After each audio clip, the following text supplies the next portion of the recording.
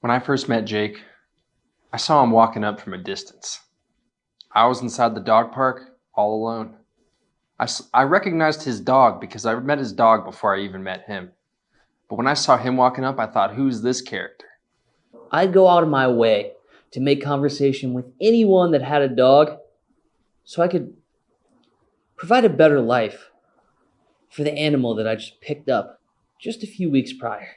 I was going to do anything to make sure she had the best life she could ever ask for. Some guy in some Crocs, some fuzzy Crocs in the middle of the summer, some long hair guy. I was like, at least another dog is here. But for some reason, he decided to come up and talk to me. I wasn't much of a talker, so I would have probably not gone up to him, but he came up to me. I talked to pretty much anyone that had a dog. Spencer just happened to be one of those people.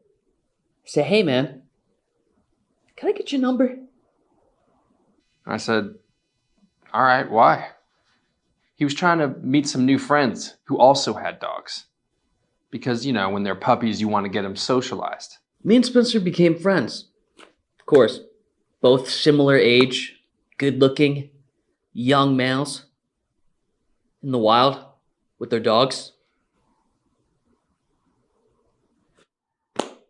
What else was going to happen? We started meeting up more. Jake lived just outside of town at the Carriage Hill Apartments. He would have to drive to the soccer field every morning. We became friends, really good friends. And actually, we started to kind of develop a daily routine. Each morning, we'd wake up about 6:30, take showers. I take that back. I would take a shower. He wasn't taking any showers. But we meet at the field at 7 with our dogs. We called it Dogs and Donuts. And it was every day at 7 a.m., before work, before class. We would walk around in circles in the field behind my apartment. Jake lived about 5 minutes outside of town, and on the way in, he had to drive past a little place called Mick Happy's Donut Shop, a local Athens gem, and they were good. Except for the fact that he would always buy the day-old ones, the stale ones. On my way to the field, I'd pick up a 6-pack of donuts. And sure, they were a day old, but they were still pretty damn good. The price of these donuts are reduced drastically, making them a way better deal. So it makes sense why Jake would pick those up. Thought I was doing everyone a favor. Turns out years later, I was just seen as the stale donut guy. The stale donut guy. You believe that? I like my donuts fresh. He always said he couldn't tell the difference, and he didn't believe me when I said I would tell the difference. Try to do something nice for people. But one thing I know is when you're around people long enough, the truth always comes out. And it did. You can never have too many donuts, but you can have too little of donuts. Through conversation, we both found out that we had a deep love for the game of chess and a fiery competitive spirit. One thing I noticed through the years is people really don't like losing to me. And I think I know why. It's because I don't like losing to them. And most of the time, I don't.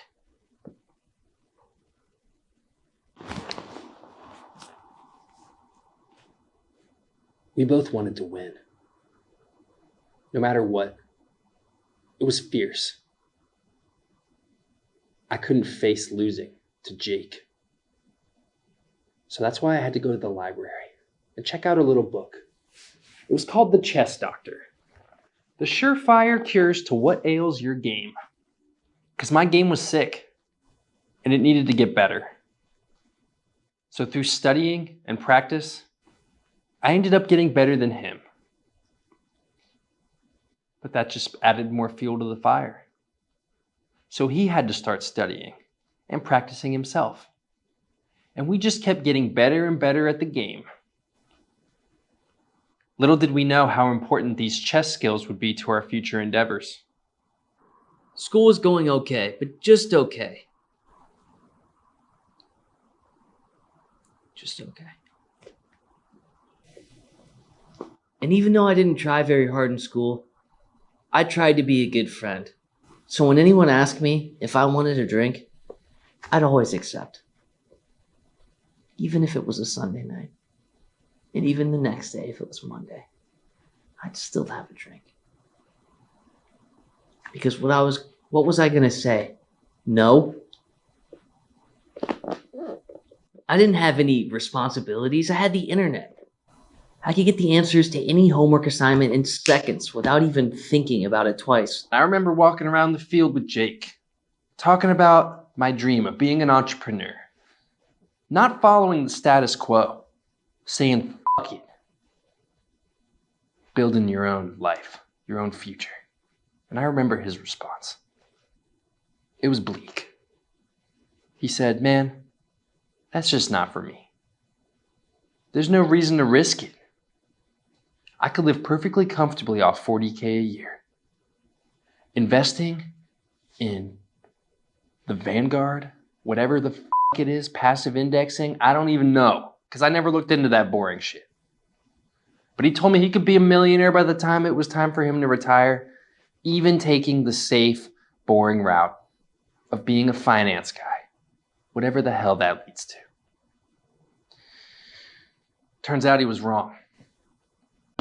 After working 4 years and cheating on every single homework assignment that I could, that was applicable, and cramming every single lesson into the day before the test so I could vomit it up, forget about it, and get lit up the next day. I was lost. I had no idea what I wanted to do, where I was going. I lost my sense of direction, and things just started to get to a point where it was just hopeless. I started working with a lot of creative professionals, artists, musicians mainly. And the one thing I realized was working as an audio engineer, you got to sit on the computer just about all day, every day.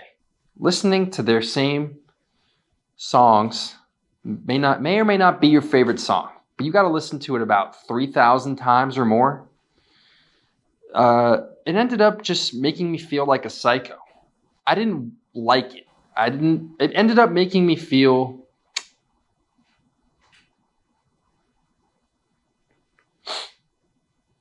you had to listen to the same song over and over and over.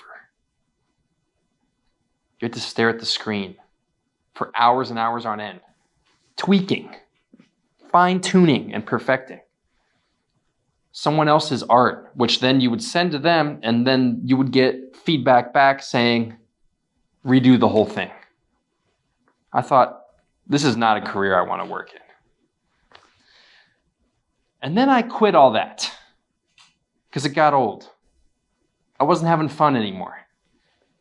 You know, I was having a little fun, but really what happened was COVID came around, completely squashed any dream I was clinging on to in that realm. And I was happy. I was happy it was over because I was ready for something bigger. Juggling.